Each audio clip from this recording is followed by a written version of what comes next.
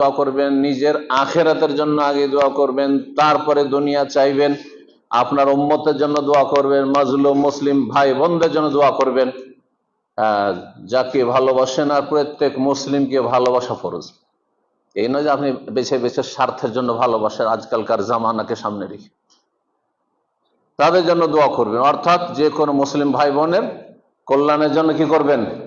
দোয়া করবেন। যদি সুখে থাকে আল্লাহ আরো সুখে রাখুন, আর যদি অশান্তিতে থাকি, মজলুম হয়ে থাকি, আল্লাহ তাদের শান্তির ব্যবস্থা করুক, সুখের ব্যবস্থা করুক। তাদের ওপর জুলম অত্যাচার হচ্ছে, আল্লাহ যেন সেটা দূর করেন। এটা সবচেয়ে বড় সাহায্য করা, যেটা করতে আমরা এত অধিকাংশ লোকের হতভাগা, যেটা করতে আমরা প্রস্তুত হই না, কোনো পয়সা লাগে না, তাদের জন্য দোয়া করতে পারি না, কিন্তু আবেগী কথা লিখতে বলতে আর জেহাদি ভাষা বলতে আর অন্যের উপর দোষ চাপাতে খুব পারদর্শী।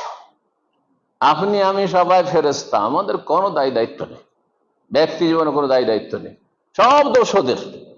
মুসলিমদের এই হচ্ছে, কিছুই করছেন না। আপনি কি করেছেন? খালেস অন্তরে কি আপনার উম্মতের জন্য দোয়া করেছেন? আপনার মাজলুম ভাই বোনদের জন্য দোয়া করেছেন? কি দেখার বিষয়। কথা না বাড়িয়ে সময়